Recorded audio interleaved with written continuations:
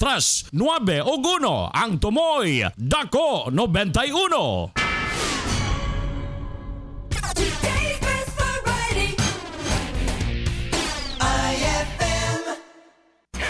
Ni ana ang mga nagdilaab og nagbagabagang balita gikan sa IFM News Center.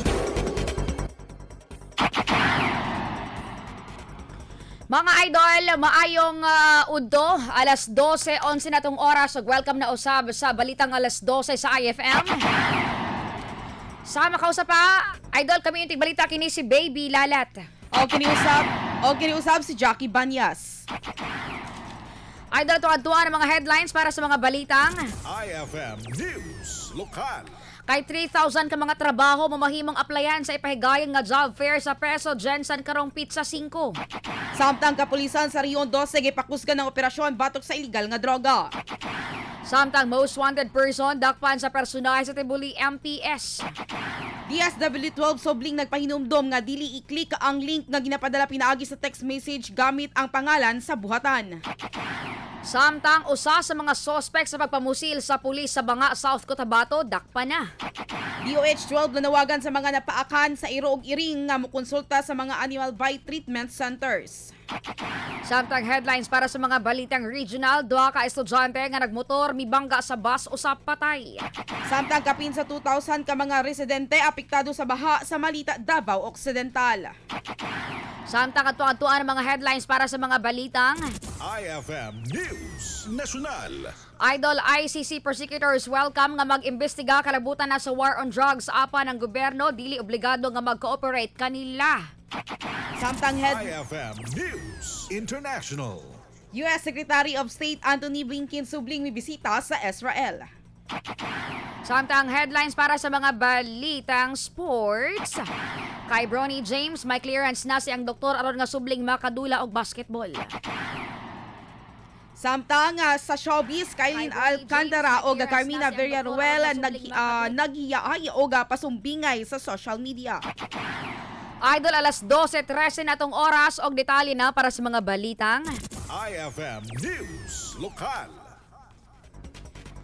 Misa ka na sa kapin sa 3,000 ka mga trabaho ang pwede nga applyan karong Pizza 5 ni kasamtangang bulan alang sa nangita og trabaho. Base na sa datos sa Public Employment Service Office kon Preso Jensen nga mokabat sa 2,764 ang pwede nga applyan sa lokal nga trabaho gikan sa 71 ka mga local agencies samtang nga nasa 1,022 ang sa overseas.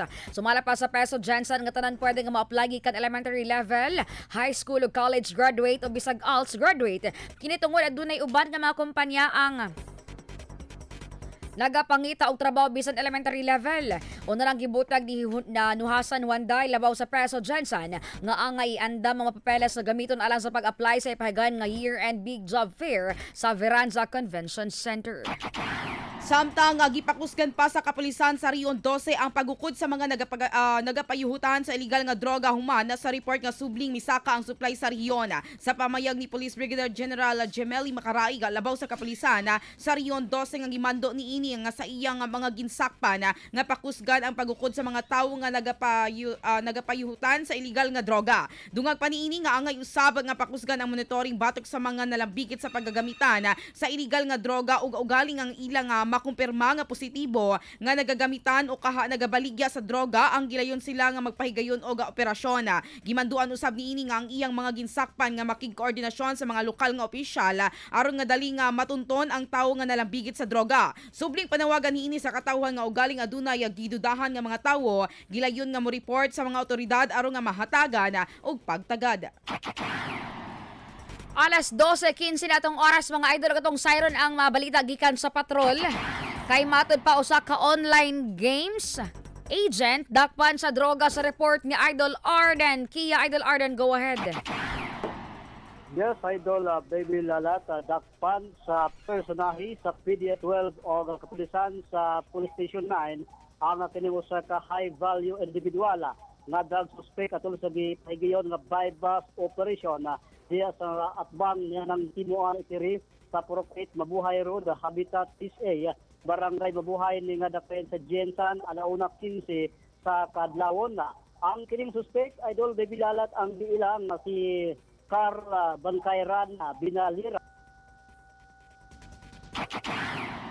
O Idol Arden, nawala man ka Idol Arden.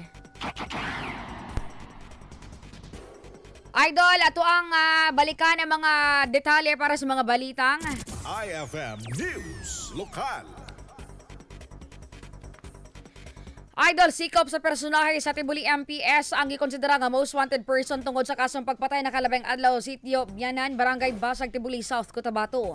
Giilan ni Police Lieutenant Colonel Verlin Pampolina labaw sa nasangpit nga police station ang nasikop nga suspect sa pangalang Tata Tungon Pandian, 41 anyos minyo ang residente sa nasangpit nga lugar. Bit-bit sa mga otoridad ang warrant of arrest sa gipagawa sa usa ka maghukom sa 11th Judicial Region Branch 26 sa nasangpit nga munisipyo nga pinetsahan itong Pebrero 20 tuig 2015 nga walay girekomendang bayad piyansa. Sa kasamtangan, balog na sa nasangpit nga police station ang mga suspect samtang ginahulat pa ang mando sa korte.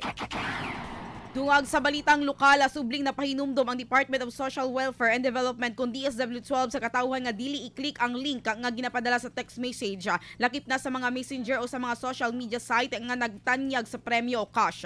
Sumala pa sa DSW-12 nga fake news kini o posible nga scam lamang. Kini rason nga dili ang isulayan ang pinduton ang maong gipadala nga link tungod posible nga ma-access sa mga scammer ang mga personal nga impormasyon. Matod pa sa buhatan nga likayan usab ang pagpasa sa maong message o galing nga makadawat aron nga dili makapamiktima sa ubana. Una nang gibutyag sa buhatan nga padayon nga gitun-an sa central office ang mao nga spam message aron nga matunton ang nagpakatag niini. Kahinumduman nga nagpahugot ang mga pipila ka mga ahensya sa gobyerno human nga sunod-sunod nga pagkahak sa opisyal website sa pipila ka buhatan sa paggamhanan. Samtang Idol, dugang detalye pa para sa mga balitang lokal. Kay sikop sa mga otoridad ang usa sa mga suspect sa magpusil kang Police Executive Master Sergeant Jericho Magbanwa, 46 anyos nga naka-assign sa Surala MPS. Base na sa report, gilang suspect sa pangalang Arnie Alanes nga nakatagdang pasakaan og kasong frustrated murder.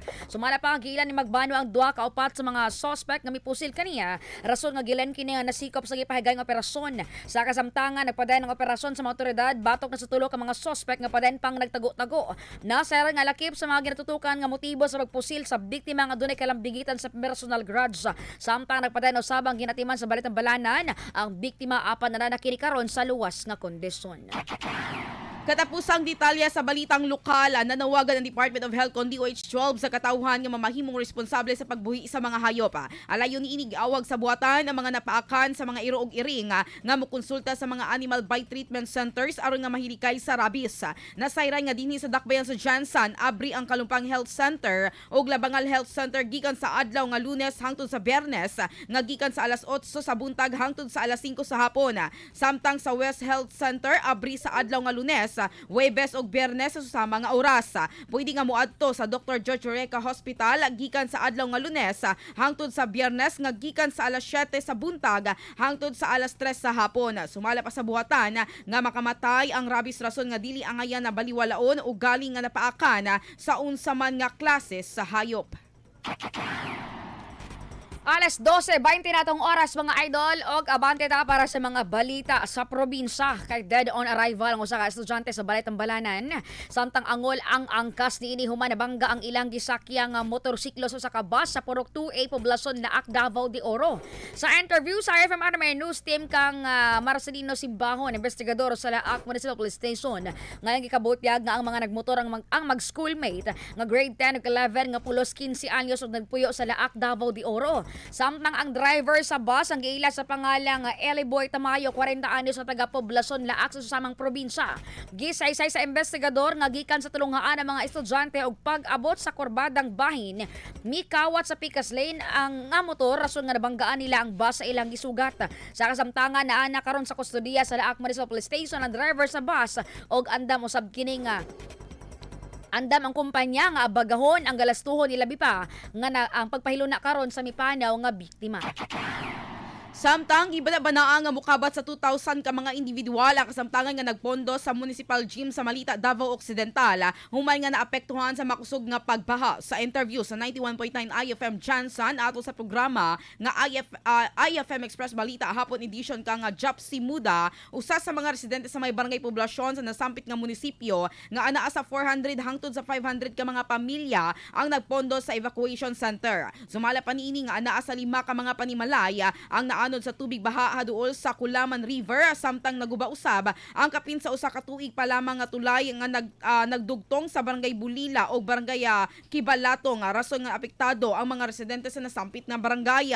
Nawadan usa og linya sa kuryente ang pipila ka mga lugar sa maong munisipalidad tungod nagatumba ang pipila ka mga poste sa kuryente. Samtang nagpahigayon og forced evacuation ang mga personal sa Municipal Disaster Risk Reduction and Management Office ko na MDRMO Malita sa pipila ka mga residente labi pa nga anaa sa kilid sa kasapaan nga nagabutang sa peligro ang kinabuhi. Idol, alas 12:22 na atong oras. IFM News National. Namahayag si Solicitor General Maynardo Guevara welcome sa nasod ang mga prosecutor sa ICC para magpahigayon og investigasyon kalabutan na sa gipatuman karon nga war on drugs sa administrasyong Duterte. Ingon man ang gitin-aw ni Guevara nga dili obligado ang gobyerno nga makigalayon sa ilang investigasyon. Gisulti kini ni Guevara idol sa pagdungog sa House Committee on Justice o Committee on Human Rights kalabutan na sa tulo ka resolusyon nga nag-auhag sa gobyerno nga makigalayon sa ICC kalabutan na sa pagsuta kalabutan sa drug war. Dugang usab nila nga Prosecutor Hazel Dacina Valdez sa Department of Justice. Ngayon man si Department of Foreign Affairs Director Janice Sanchez Rivera o Philippine National Police Deputy Director Police Brigadier General Rodolfo Castillo Jr. ang ilang aksyon nga nakadepende sa posesyon ni Pangulong Ferdinand Marcos Jr. IFM News International.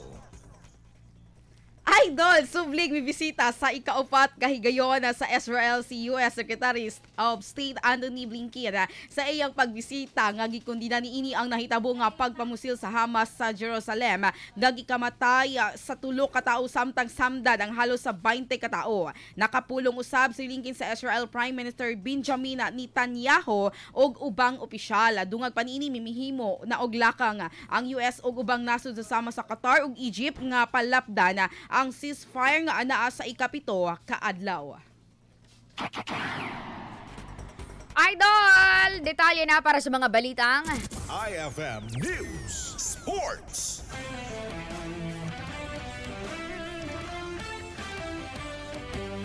Nahatagan na og clearance sa iyang mga doktor aron nga makadula og basketball ang anak ni LeBron James nga si Bronny James. Sumala pa sa representative sa anak ni Los Angeles Lakers star LeBron James nga posible nga makabalik sa pagdula ang college basketball team. Upat ka bulan human kining nakasinati og cardiac arrest. Dugang pa nga ipailam ang 19 years old nga si Bronny sa final evaluation sa USC staffers sa mga musunod nga adlaw. Gipasalamatan usab nila mga fans ug mga higala nga nagpaabot og pag-ampo sa daling kaayuhan ni Bronny. Kay namduman nga July 24, kalit lang ang pagkawala niini sa ilang mga practice.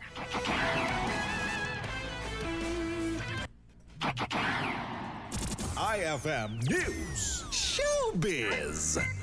Mga idol, na batyagan sa mga himantayon ang cryptic message nila Kailin Alcantara o Carmina Villaruel sa social media nga naghisgot og kalinaw. Si Kailin ang uyab sa anak ni Carmina nga si Mavi Ligaspi na sayra nga pipila ka adlaw na ang gisumsuma na ang hungiho nga nagbuwag na sila si Kailin og Mavi. Sa niaging adlaw dunay post si Carmina alang kang Mavi o Kailin kalabot sa nanggawas nga mga hungiho nga. Giat nga na sa ilang nga fans ang direkta nga tubag niini kalabot sa maong issue.